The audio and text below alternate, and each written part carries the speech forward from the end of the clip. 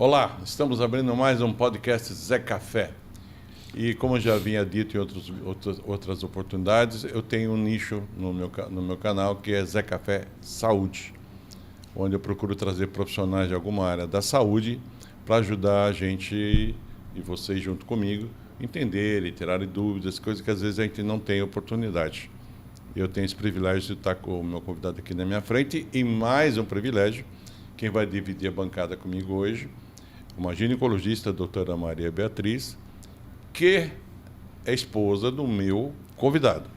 Então, ele está realmente cercado hoje de uma maneira que ele não vai poder se safar.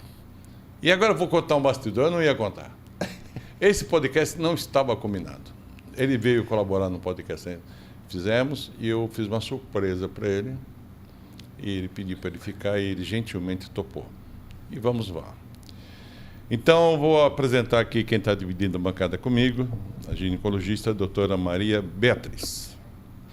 Boa tarde, Zé. Boa tarde. Boa tarde a todos que estão assistindo.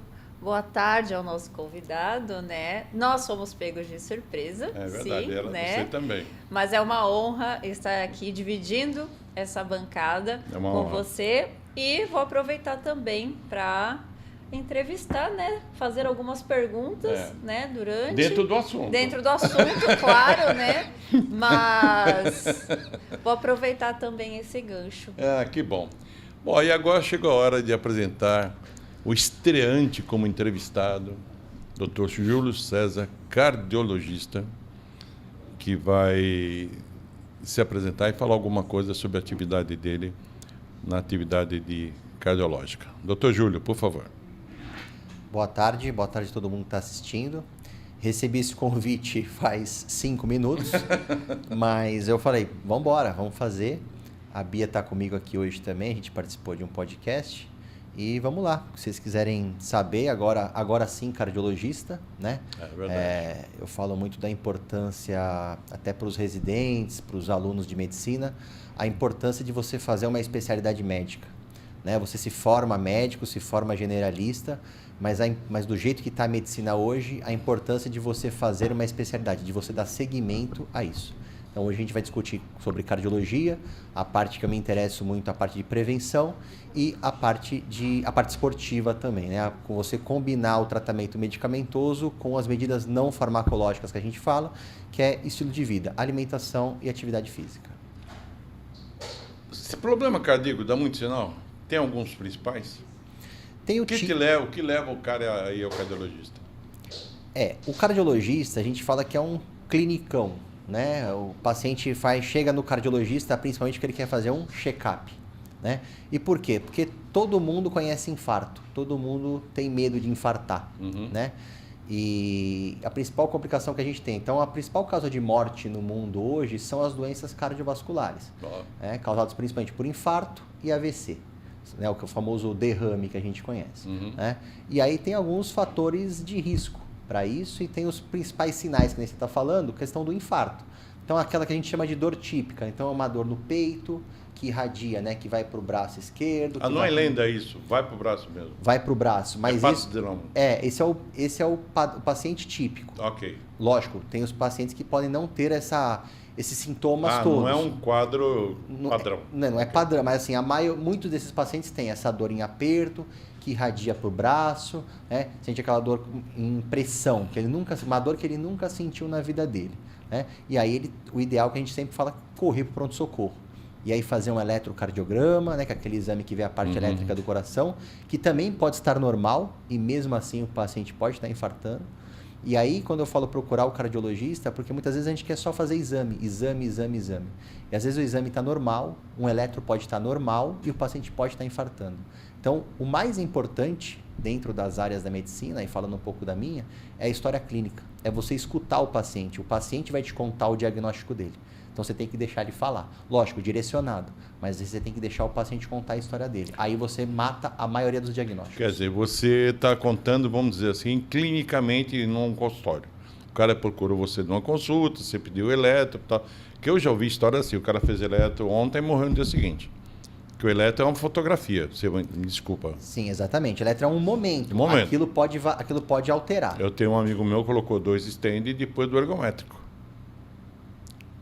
A médica lá, o médico, isso é a história que eu só sei, eu não acompanho de perto, que segundo ele foi depois do ergométrico, deu alguma alteração e ele acabou de peito aberto na mesa cirúrgica, com eletro normal. Então, vamos colocar assim 2 pacientes, né? Então, uma menina de 18 anos acabou de brigar com o namorado e está com uma taquicardia. E chegou no pronto-socorro com dor no peito por uma taquicardia porque ela acabou de brigar com o namorado. Não trata de nenhuma doença. No mesmo momento, chega um paciente, um homem de 80 anos, que tem pressão alta, diabetes, que fuma, que já teve um episódio semelhante e já tem um stent no peito, ele já infartou, tá com a dor igualzinha. Os 2 chegam e fazem o eletro dos 2 está normal. Mas eu tenho que direcionar para a sala de emergência, porque a chance de ser um infarto é muito maior. O outro, a história é muito diferente. Então, a história direciona o médico para onde ele vai, para que caminho ele vai conduzir. Existe um outro exame que até aconteceu comigo, de um belo dia passar mal, me levaram para o socorro, que é contagem de enzimas, é isso? É a troponina. O nome desse exame chama troponina, né? Mas... Que aí me disseram que estavam procurando, só estava infartando. Isso. Agora, o que é importante a gente deixar claro? Troponina positiva, ou seja, troponina deu positivo no exame, não é igual a infarto. Né? Existem outras causas que podem deixar esse exame chamado troponina positiva.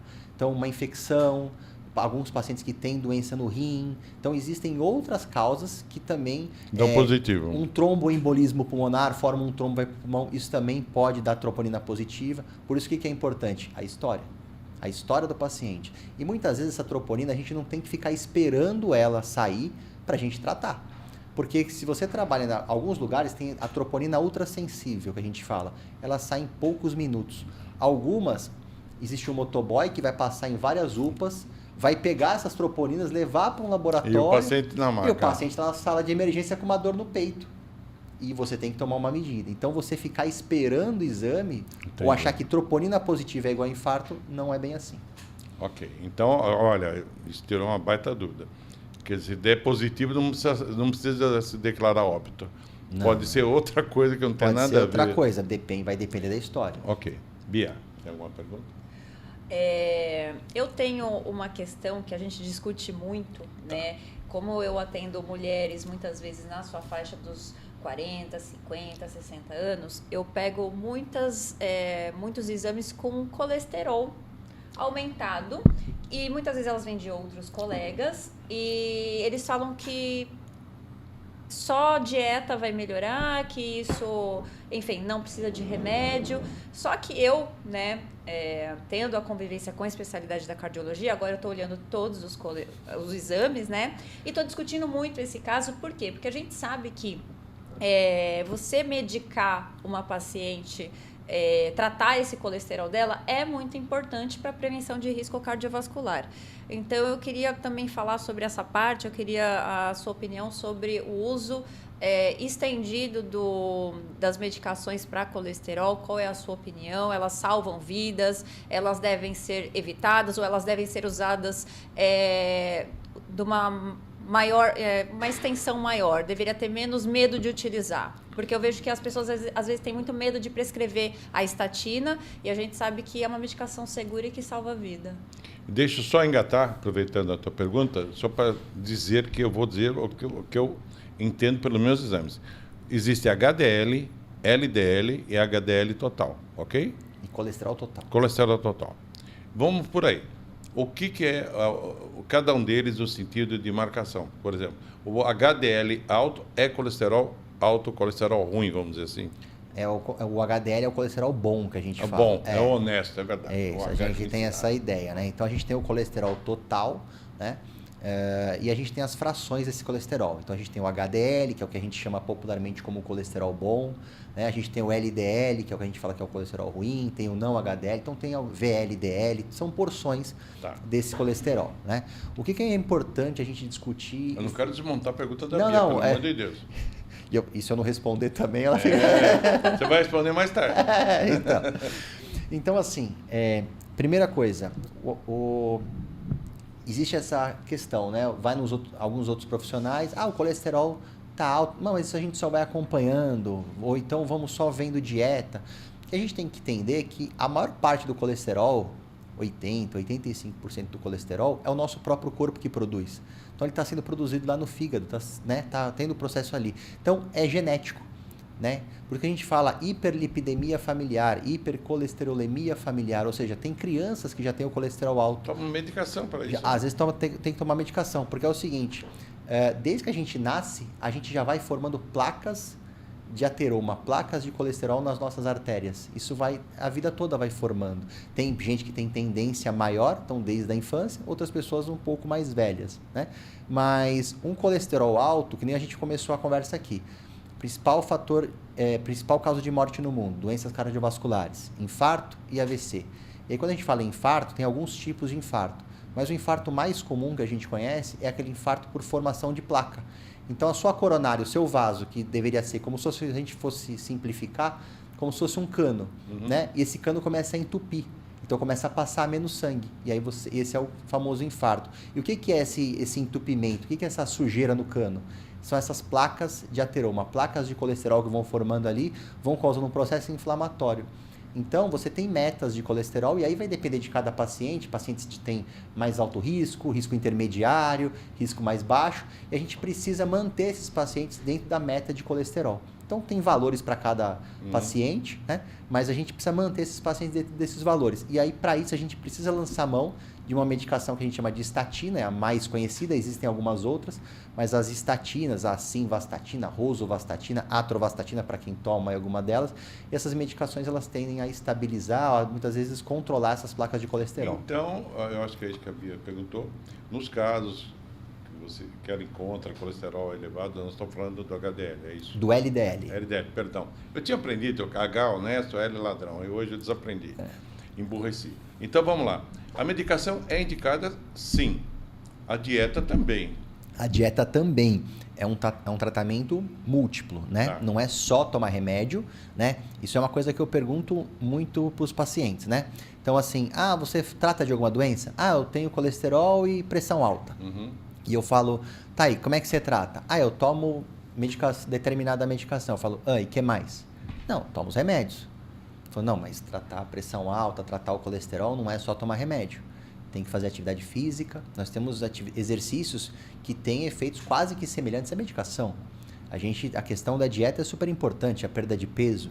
Então, você precisa fazer um tratamento múltiplo. Não é só tomar remédio, a dieta também influencia, mas muitas vezes isso não pode postergar ou você não dar o tratamento. Eu não sei muito manejar isso. Porque eu também sou da área da cardiologia, a área da ginecologia, eu não entendo nada. Então, aquilo que você não sabe tratar ou não tem expertise para tratar, encaminha para um colega. Ok. Porque de verdade é assim, né? Você aborda a cardiologia de uma maneira muito mais moderna, porque já houve época que só se medicava.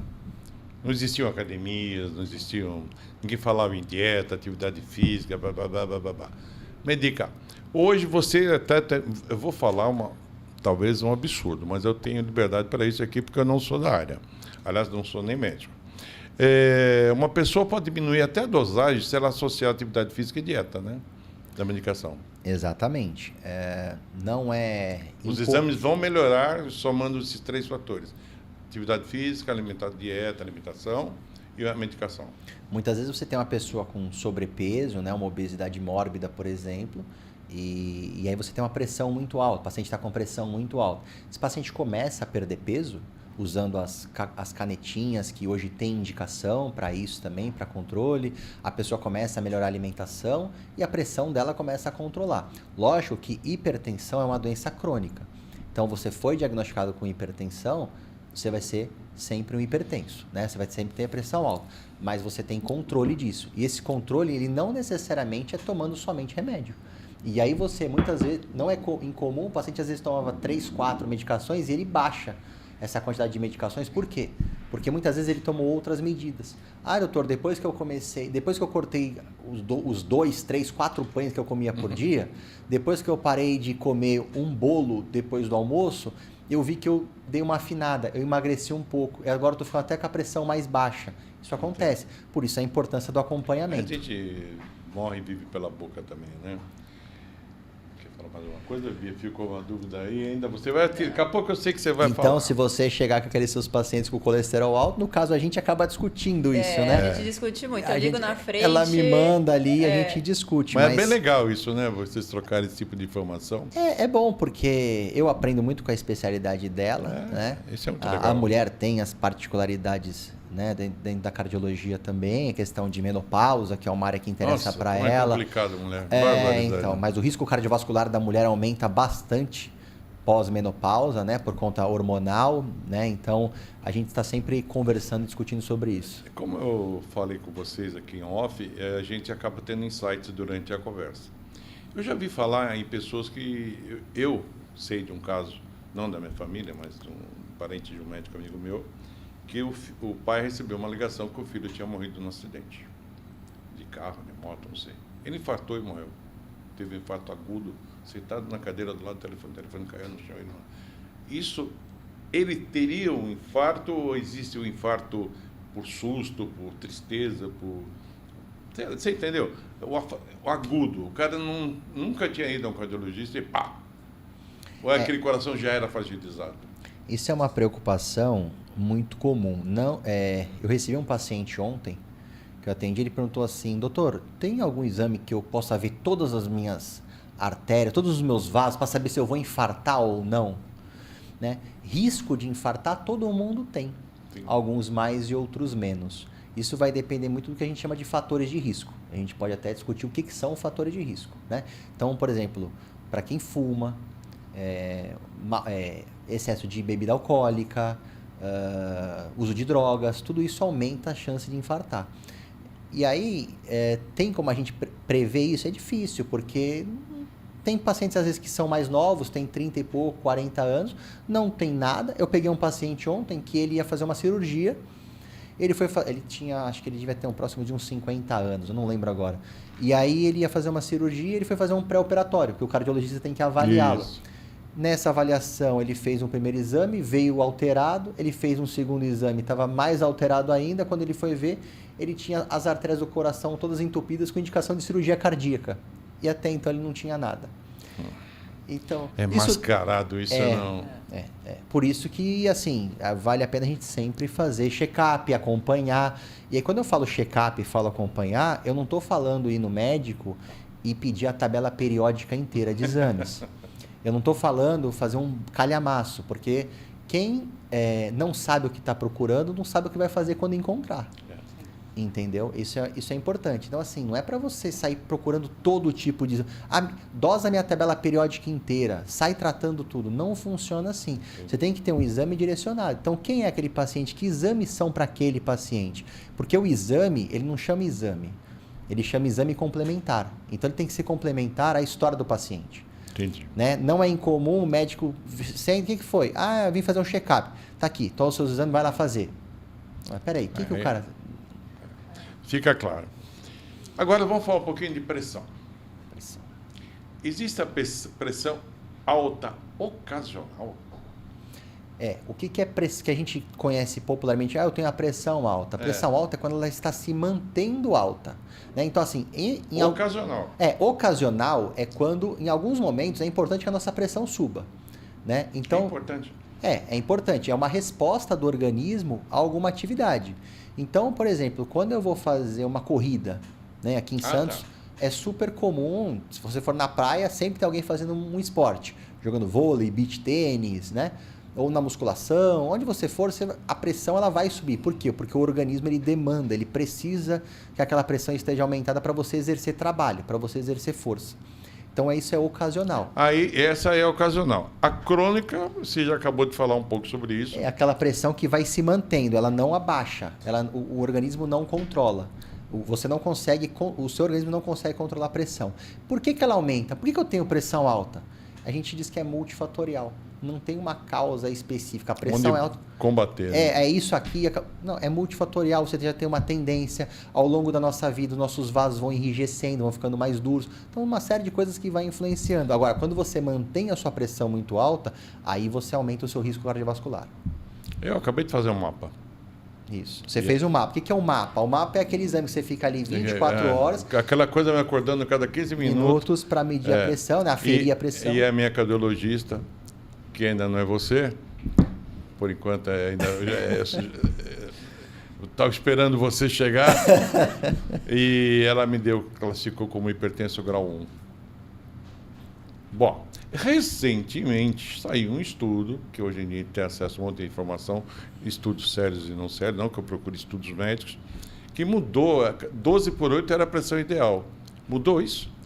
A gente fala para o paciente ser pressão abaixo de 12/8, né? Quando a gente chega acima de 12/8, né, a gente fala não é que ele está com pressão alta, ele está com uma pré-hipertensão. 14/9 está com pressão 14/9 já é pressão alta. Mas a gente tem que falar 14/9, é uma 14/9 sustentada. Ou seja, ele mantém aquela pressão. Então você fez um mapa, né? Você ficou ali 24 horas com aquilo.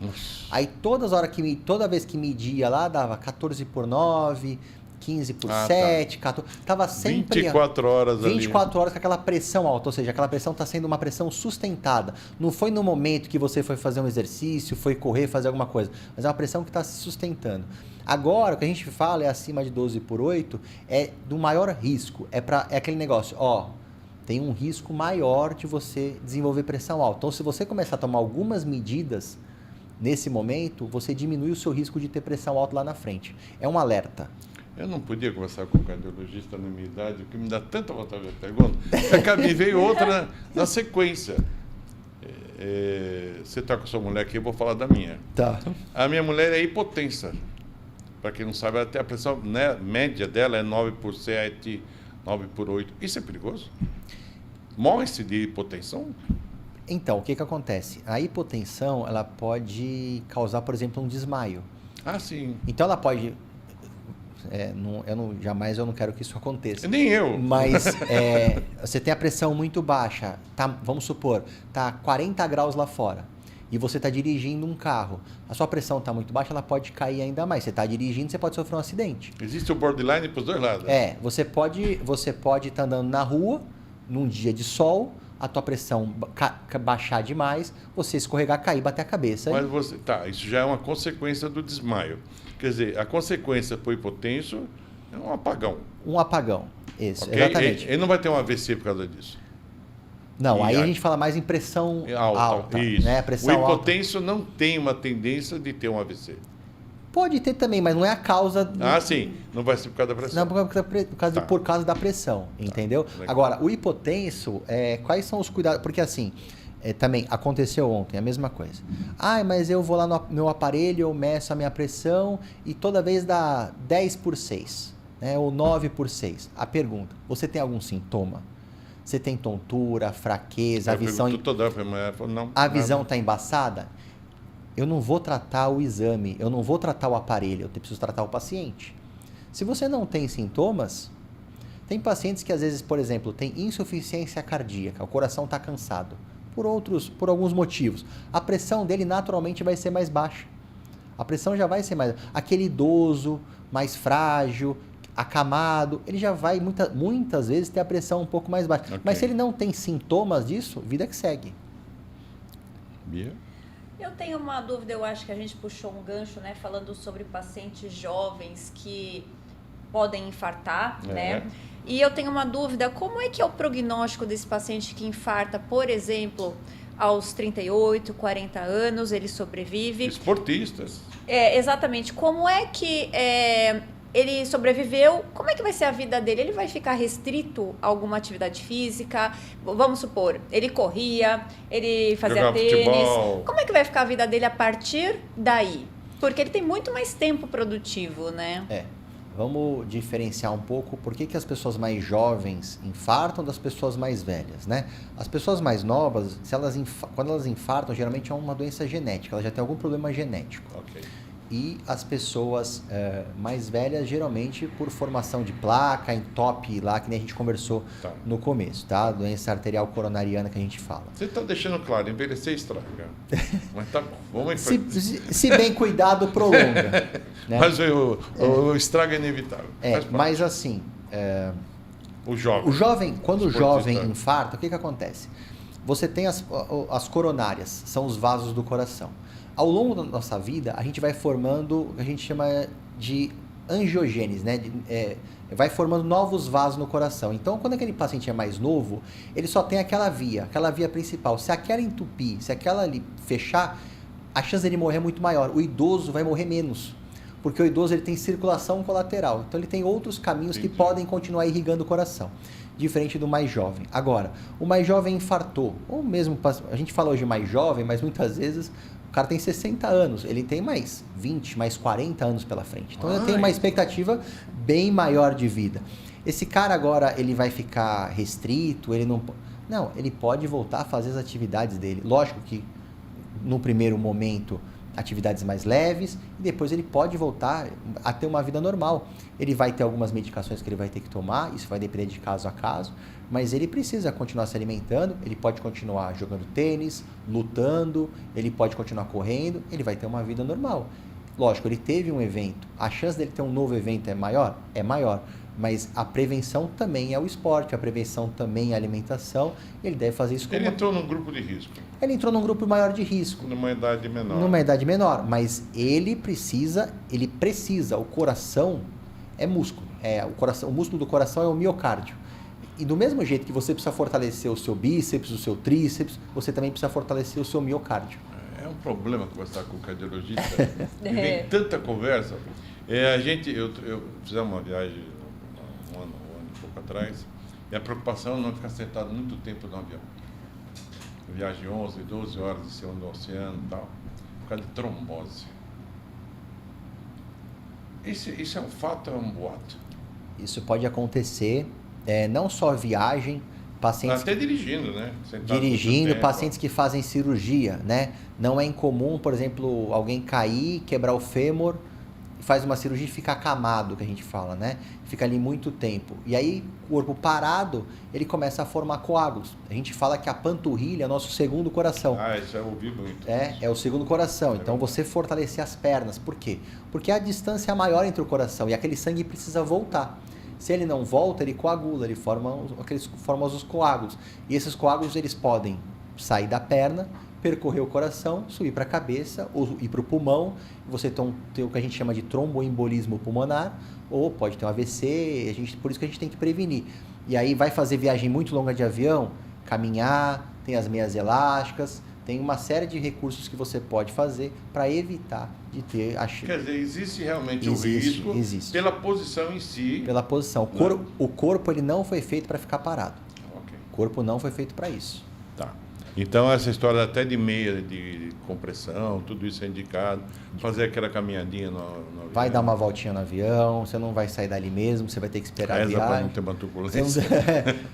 Não durante a turbulência. Eu tenho até uma dica para isso, porque boa. Eu faço, quando a gente vai viajar de carro, eu pelo menos aí a cada 40 minutos a gente está sentado, você mesmo paradinho, você fica, você faz movimento de panturrilha. No carro mesmo, você pode fazer. Então, uma viagem um pouquinho mais longa, você tá ali sentado no seu banquinho de passageiro, você pode fazer um exercíciozinho assim na panturrilha, meia ponta, fazer ela meio que se movimentar, ajuda. Parece que era bailarina, não? Que era meia ponta. Meia ponta já começa a dar uns indícios. Mas é um ganchinho que vai deixando para um outro dia. Mas vamos lá. Essa questão não está nem no meu roteiro, porque o assunto é tão vasto. Você recomenda que se compre aparelho de medir pressão em farmácia e use como relógio praticamente toda hora medindo a pressão? O que você acha disso? Tem uns de ombro, outros de pulso. Aquilo ali é uma forma também de se medir a pressão ambulatorial. A pressão, a gente fala que é a medida residencial da pressão. Ele vale também como medida. Por quê? Porque quando o paciente vai no médico, tem um negócio chamado hipertensão do jaleco branco. Isso é verdade. Né? Só o fato do paciente sentar ali na frente, ver o médico, ele não fez os exames direito, ele não tomou remédio, ele já fica nervoso, né? Já é um ambiente um pouco tenso, então a pressão pode subir. Essa medida feita em casa, ela também ajuda a gente, porque ele está num ambiente mais confortável, é lógico que tem uma série de orientações. Porque eu ia falar sobre a aferição desses produtos. se eles estão feridos corretamente, entendeu? Você vai em qualquer lugar, você compra, em qualquer... É bom que esteja com a pilha, os aparelhos a pilha aí, que estejam bem calibrados. Você pode ir na farmácia, eles avaliam esse aparelho também. Existe é um equipamento. Todo equipamento precisa de manutenção. É que a gente usa... Desculpa te cortar, porque meu pai queria comprar um desse, numa época que ele morreu do coração. Meu pai teve 6 infartos. O último foi o fatal, né? Lógico. E ele queria porque queria. E eu levei um da minha casa, falei, experimenta aqui. Ele pô, e não tirava mais. Toda hora ele estava olhando lá, apertava e... o problema... Eu não sei se isso influencia, até equivale a síndrome do branco, entendeu? Parece que o cara está olhando aquilo e vai aumentar a pressão dele. Existe uma diferença entre informação e conhecimento, né? Aquele aparelho, ele está te dando uma informação, mas será que você tem conhecimento para lidar com aquela informação? Então, às vezes, a pessoa fica muito, que a gente fala, bitolada. Ela fica medindo a pressão o tempo inteiro. E não é, aquilo pode variar, o paciente mesmo hipertenso... Faça o mapa periodicamente. Faça o exame, né? Se você tem uma... se eu comprar esse aparelho, eu vou ficar toda hora medindo. Aí não é, a ideia não é essa, mas muitas das vezes eu peço para alguns pacientes, porque às vezes eu quero que ele me dê um valor, que às vezes o paciente vai fazer exame, vai demorar muito ainda para ele marcar. Às vezes é pelo plano de saúde, vai demorar para ele ter, e eu preciso de um resultado um pouco mais rápido. Mede em casa, faz 3 medidas de manhã, faz 3 medidas à tarde, sem ter tomado café na última hora, sem ter praticado atividade física, sozinho, sem falar, posiciona o braço aqui próximo do coração. E tem uma série de orientações para que esse aparelho seja usado adequadamente, mas ele é válido. É válido. É válido. Ok. Usado de maneira... correta. E aí cabe ao cardiologista ou médico que estiver atendendo ele orientar como deve ser feito. Tá, ok. Então, essa questão... Você falou uma coisa que me deu um insight. O seu pai infartou 6 vezes? Ele só descobriu que tinha tido um infarto no segundo infarto. Foi tão pequenininho, não sei, olha, eu estou falando que eu lembro da história. Ele só descobriu que tinha tido um quando ele teve o segundo.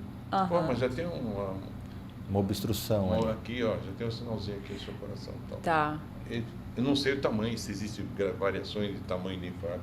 É genético? Assim, o pai dele infartou, o Zé tem maior risco, mesmo tendo uma vida saudável. Como é que a gente estratifica isso? A gente fala fatores de risco, né? Então, tem os Meu pai teve diabetes 1.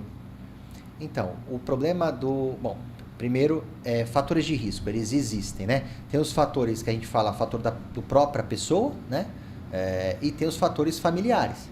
Então, assim, principalmente o pai que infartou antes dos 50 anos, a mãe antes dos 65 anos, tem algum problema cardiovascular nessa época, é um fator de risco maior, né? Agora, pai tem diabetes, mãe tem diabetes, pai hipertenso, mãe hipertensa e irmã hipertenso. As luzinhas estão acendendo. Começa a acender algumas luzinhas pra gente, né? Você tem que ficar esperto com isso. Em relação ao diabético, o que chama atenção? A doença diabetes ela é uma doença muito complicada. Hoje você ainda tem uma série de alimentos zero açúcar, então o cara consegue ainda, mas se pensar 20 anos atrás não tinha nada, né? E aí o diabetes tipo 1 pior ainda, porque o diabetes tipo 1 é aquele diabetes que só insulina, o tratamento é insulina. Perdão, meu 2 é que não vai insulina, né? 2 é que ele desenvolve geralmente mais velho e pode tomar com comprimido e em alguns casos insulina. Não chega... não, então meu pai não era insulina, foi na dieta. Então é diabetes tipo 2. Mas só que ele chegou a ter um glaucoma que associaram à diabetes. Isso, exatamente, porque a diabetes, ela causa uma lesão vascular, ela causa lesão nos nervos também. E como ela causa lesão no nervo, você perde a sensibilidade. Então, o cara pisa num prego, não sabe que pisou, e aí fica com aquela ferida, tem mais dificuldade de fechar essas lesões também, e aí, como ele perde a sensibilidade, ele perde a sensibilidade ao infarto também, então ele infarta e nem sabe que infartou.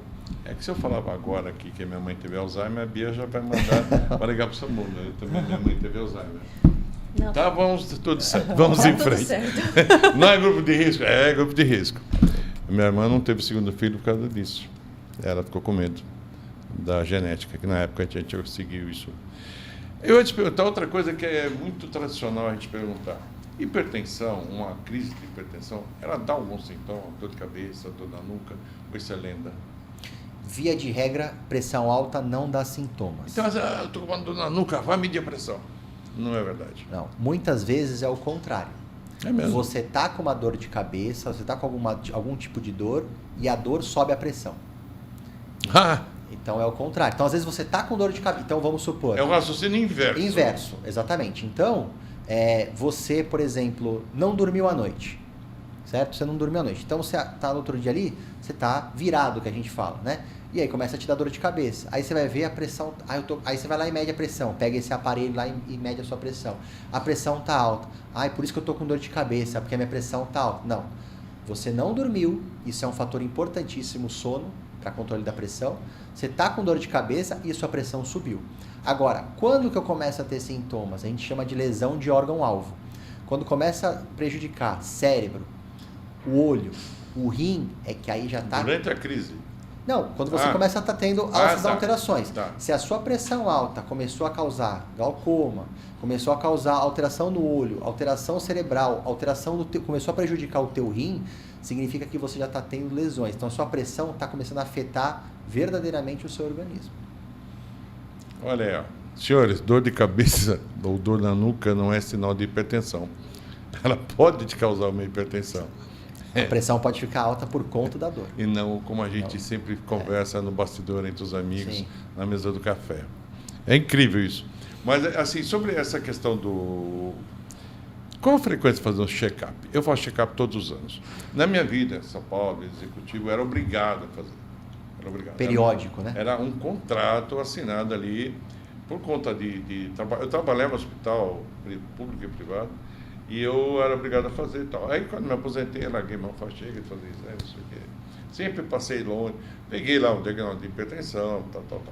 Aliás, eu vou errar aqui, vou falar. Mas todo mundo corre risco de ser hipertensão pela pressão que a gente vive, né? Não tem nada a ver. Sim, os fatores ambientais. Fora os fatores... Isso, os fatores ambientais. Fora o genético.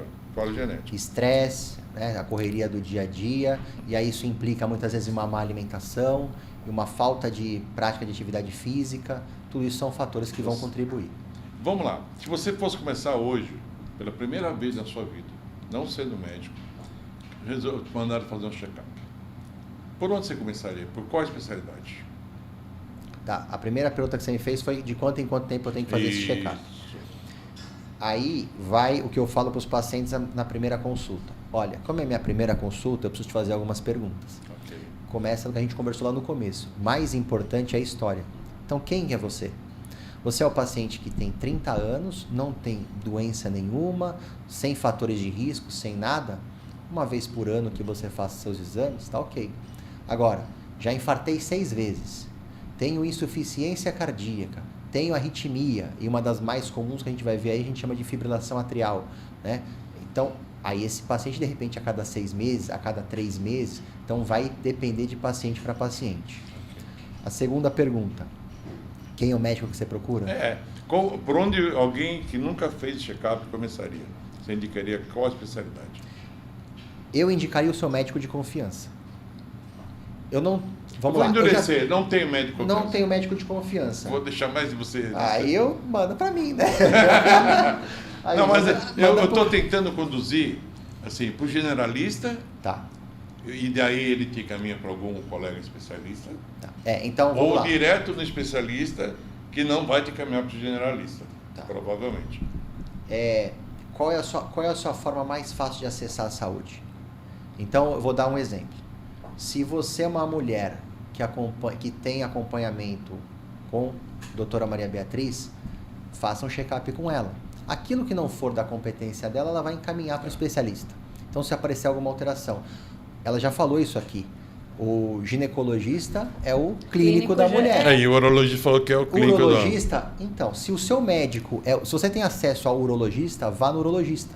Peça os exames e um check-up. E daí a coisa vai acontecer. E aí a coisa vai acontecer. Se você não... eu moro numa comunidade, né? Ou não tem acesso a especialistas. Você tem o médico de família. Você tem o posto de saúde com o médico de família. Ele que vai fazer o check-up, ele vai te encaminhar para um especialista se isso for necessário. Agora, eu não tenho médico nenhum, mas eu tenho plano de saúde. vem no cardiologista. Vá no cardiologista e ele vai te direcionar. Ok. Que aí você vai fazer exames cardiológicos, mas ele vai fazer um check-up geral. Quais hábitos do dia a dia são mais prejudiciais? Hábitos ruins, né? Evidente. Ó, fumo. Fumo é um hábito, porque é o seguinte, não existe nenhuma, eu pelo menos não conheço, ninguém que fale assim, cigarro faz bem. Todo mundo sabe que cigarro faz mal. Todo mundo sabe.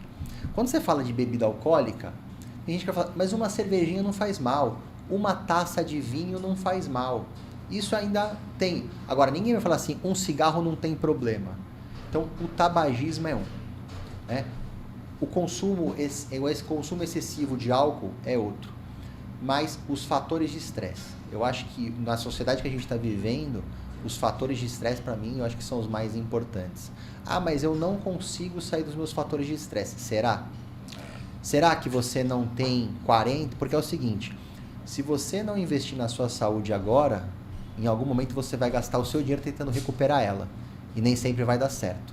Eu falo isso porque eu já trabalhei em duas pontas da área da saúde. Eu já trabalhei com criança, quando eu fazia saúde da família, eu falo que eu já acompanhei todo o ciclo de vida. Legal. Então eu peguei a gestante, que eu fazia pré-natal, lá como saúde da família, a criança que ela nascia, o adolescente, o adulto, o idoso, e hoje eu estou na UTI. Que em algumas situações, na minoria, às vezes é o final, é a linha de chegada. E aí você acompanha toda a vida desse paciente. E você vê que o hábito que ele levou durante a vida dele toda leva ele a caminhos diferentes. Sedentarismo é uma que você não falou, mas está na lista. Sedentarismo, entra no fator... Depois que inventaram o controle remoto, a coisa ficou Então, a roda, né, o controle... Depois, antes para você, né, eu cheguei a pegar isso, mas eu cheguei a ver televisão que não tinha controle remoto. Então, para você mudar de canal, você tinha que levantar e fazer. Né? Você tinha que fazer. Agora o controle remoto tem uma série de comodidades. Eu gasto uma fortuna com pilhas em casa. Então, são algumas facilidades. São algumas facilidades do dia a dia, mas elas trazem alguns. A gente precisa falar assim: levanta a bunda do sofá, porque senão você fica. É verdade. É verdade mesmo. Bia? Me surgiu uma pergunta assim, que você estava falando do check-up e que pressão muitas vezes, pressão alta não dá sintoma às vezes, muitas vezes ela é assintomática. Existe alguma recomendação de você aferir a sua pressão? Uma pessoa assim que não tem nada, tá nos seus 40 anos, existe alguma recomendação de pelo menos ela ver a pressão uma vez a cada 3 meses, uma vez a cada 6, na farmácia? Existe esse tipo de... Exatamente, se você não tem nenhuma doença, se você não tem nada, você ficar medindo a pressão ou aferindo, como é o termo mais correto, aferindo a pressão, vai criar muitas vezes ansiedade, você fica muito preso àquele número, né? Eu aferi minha pressão e deu 15, né? 15 por 10, vamos dizer assim. Só que aí você foi ver, pôs o aparelho torto, tinha acabado de tomar 4 xícaras de café, tomou um Red Bull, acabou de chegar do trabalho, recebeu uma notícia. Então tem muito fator externo que pode influenciar, que às vezes você quer começar a tratar o resultado do exame. Você não pode tratar o exame, você não pode tratar o número. Então não existe essa recomendação de você ficar ver essa pressão uma vez ao ano? Não, uma vez ao ano existe vale a pena um check-up. Só. Um check-up. Você vai fazer um check-up se você não tiver fatores de risco. Sim. Se você não tem doença. Agora. Então, pelo que eu entendi da conversa, a partir dos 40 começa a se falar em check-up. Porque o urologista falou a partir dos 40, 45, né? Eu acho interessante. A partir de que idade a gente pensa num check-up? Não tem uma idade específica. O acompanhamento médico ele tem que ser feito a vida toda. Então, se a gente pensar que a criança vai ao pediatra, não porque ela está doente, mas porque ela está fazendo um check-up. E aí, o adolescente, e aí, fase adulta. No caso, eu atendo pacientes a partir de 18 anos. Então, a partir dos 18 anos, você pode fazer. Se você é um atleta, profissional ou amador, você já pode fazer esse check-up. Se você já tem fatores de... Novamente, quem é o paciente? Quem é o paciente? Sim. Minha mãe infartou com 40 anos. Meu pai tem diabetes desde os 22 anos. A minha avó... Então, quanto antes você for fazer esse acompanhamento, você diminui a sua chance. Então, a genética influencia? Eu falo, tem gente que herda terreno, tem gente que herda dinheiro, tem gente que herda pressão alta e diabetes. Que herda. Entendeu? Isso acontece. Entendeu? Então é assim, eu acho que a cardiologia é uma área...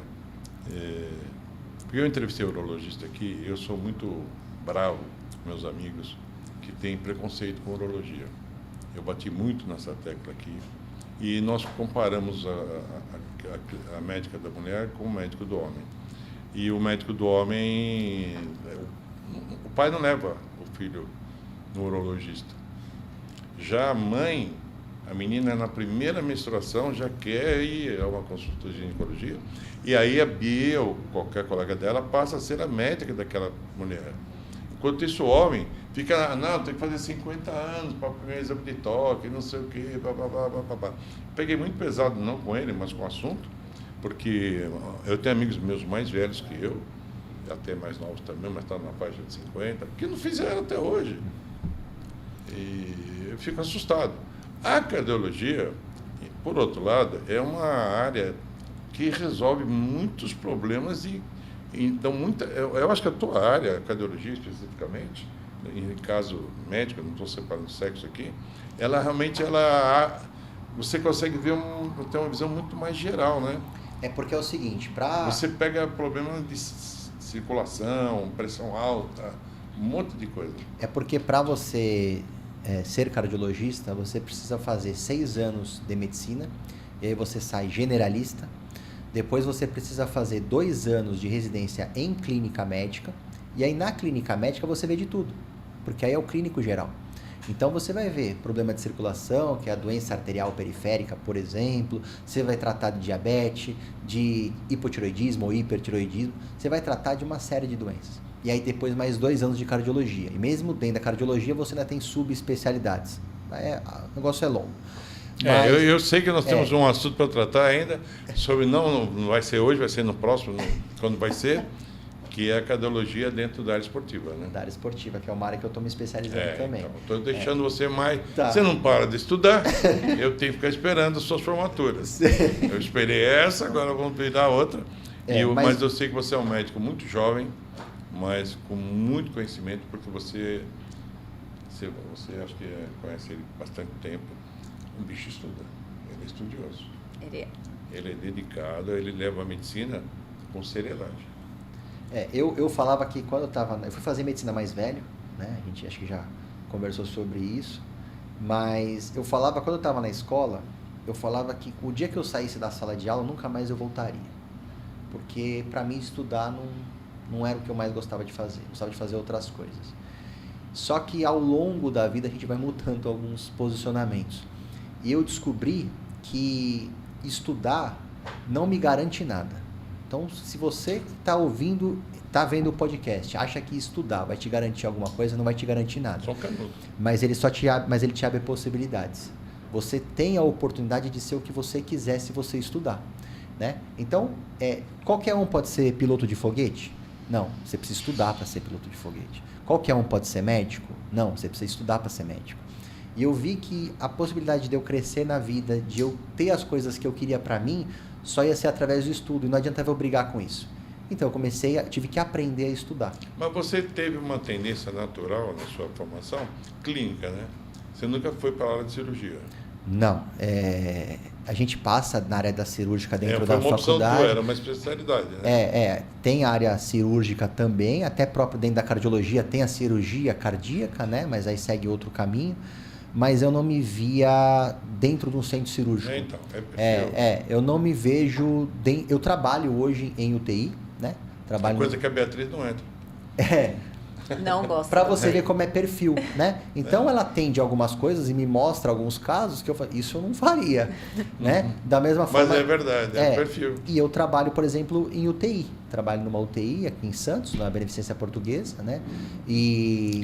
Mas são perfis de médicos. Mas assim, eu não me vejo a minha vida toda preso a um hospital. Eu quero a parte de consultório, eu quero a parte de prevenção, eu quero a parte esportiva dentro da cardiologia. Eu até vou aproveitar, o tempo já me deram um toque aqui, para fazer uma pergunta para você. Eu já falei isso no tempo de hospital, eu trabalhei no público e no privado, os dois setores, a UTI é um ótimo lugar para o paciente estar, no sentido da família, foi para a UTI, com a apavora. A UTI é onde ele é o tempo todo monitorado, é isso, né? A UTI ela tem indicação. Não, sim, indicação. Mas do ponto de vista de acompanhamento, segurança e tal, ele está monitorado mais tempo do que no apartamento. Ele fica mais monitorado, mas desde que se ele tiver indicação de estar numa UTI. Sim, não é uma opção porque, dele. O hospital, ele muitas vezes tem muita infecção. Às vezes o paciente interna por uma coisa e acaba pegando outra. Mas se o paciente tiver indicação, se ele precisar, a UTI é um ótimo lugar. Algumas pessoas acham que o fato da pessoa vai para a UTI, ela vai morrer. Isso não é verdade. A maioria das pessoas que internam numa UTI, elas saem vivas. Elas estão na UTI para que o tratamento consiga fazer com que o corpo dela se recupere, ela volte para a enfermaria e da enfermaria ela volte para a família dela na casa dela. Legal. Porque às vezes é uma notícia muito assustadora. Olha, ele vai ter que subir para a UTI. E de verdade, a expectativa até pode ser melhor. A maioria das pessoas que entram na UTI saem de lá vivas. Mas eu tenho muita coisa para falar com você, mas não vai ser hoje. Tem um livro de um cardiologista famoso de São Paulo, que era do Einstein, que ele escreveu as memórias da UTI, do que ele ouviu dos pacientes que estavam na UTI. Mas as UTIs, às vezes, ouvem preces e ouvem relatos muito mais verdadeiros, arrependimentos do que, às vezes, dentro de uma igreja. É verdade. Bom, eu vou deixar os últimos minutinhos aqui para a Bia, depois para o Júlio. Bia, você quer colocar alguma coisa? Não, desculpa a surpresa. Imagina, mas né? Foi ótimo. Eu só quero agradecer a oportunidade, mais uma vez, de estar presente aqui, né? E de abrir essa porta para a gente. Como você diz, informação de qualidade, né? Realmente, a gente estuda bastante, a gente sempre fornece a informação com base, né, em estudos. Então, queria só agradecer, né, ao convite. E falar que realmente não é porque ele é meu marido, mas eu tenho muito orgulho da trajetória dele. Você conhece um bom cardiologista, né? Então é o que eu queria falar, não é porque é meu marido, eu tenho muito orgulho da trajetória dele. Ele estuda muito, como você já pôde perceber. Já pôde. E queria agradecer mais uma vez essa oportunidade que você tem dado pra gente aqui. Eu que tenho que agradecer. Júlio, sua vez. Bom, desculpa a surpresa. Não, também. fui pego. Acho que era o jeito mais fácil. Fui pego de surpresa aqui para fazer esse podcast hoje, mas agradeço o convite. Tomara que eu possa vir mais vezes. Mais do que falar de doença, falar de prevenção. Isso. Né? Um pouco da esportiva também. Sim, a gente vai entrar nesse assunto num próximo podcast. E se você acha que é caro prevenir, você vai ver que tratar a doença é muito mais caro, é muito mais difícil. Repete o que você postou há uns dias no Instagram. Tá difícil de treinar, fica numa cama. Tá ruim a comida, põe sono. Eu fiz um vídeo recentemente falando sobre isso, né? Até deu uma viralizada, né? Se você acha difícil fazer um exercício, experimenta estar numa cama. Se você acha difícil se alimentar bem, experimenta se alimentar por uma sonda, né? E tem algumas outras frases lá. Então, a prevenção ela vai ser sempre mais barata e mais fácil do que o tratamento da doença. É isso aí. Quer colocar mais alguma coisa? Então é assim que é o Zé Café. Eu consegui hoje uma coisa que eu não achava que ia conseguir. Está num momento assim que nós fizemos um outro podcast com a colaboração do casal e eu preparei essa surpresa para o Júlio, que eu queria muito conversar com o cardiologista e sabia da qualidade dele de informação, porque eu vou usar um terminho antigo, ele é CDF, além de tudo é estudioso para chuchu. Quantas horas você já passou no hospital? 24 horas, né? O quê? Você já ficou no hospital 24 horas, né? Já fiquei, às vezes até mais. Até mais. Então o cara não é fraco, não. Ele não é médico de carteirinha. É médico da mão na massa. Meu primeiro plantão de UTI foram 24 horas. Começou bem, né? Começou 24 horas. Tranquilo. Então é assim que é o Zé Café Podcast. Informação variada, mas sempre com qualidade. E esse tipo de qualidade hoje... Não, é entrevistar um casal, 2 médicos. A Bia entrevistar o marido. Acho que isso nunca passou na fantasia dela, sentar um dia num podcast e entrevistar o marido. E essas coisas acontecem porque o podcast aqui que é isso mesmo. Levar informação de qualidade. A Bia é uma pessoa já freguesa aqui, sócia do podcast, faz parte do grupo, junto com o Júlio, do Zé Café Saúde. E nós vamos procurar trazer mais médicos de outras especialidades, porque assim a gente consegue levar informação de qualidade, que é o objetivo desse podcast. Então sigam, compartilhem, ativem as notificações, porque assim as coisas caminham. Eu, como já disse aqui outras vezes, polêmica não é minha praia. Quero que as inscrições sejam orgânicas. Eu não vou pagar seguidor, não vou fazer nada disso. Tá bom? Muito obrigado e assim se encerra mais um podcast Zé Café.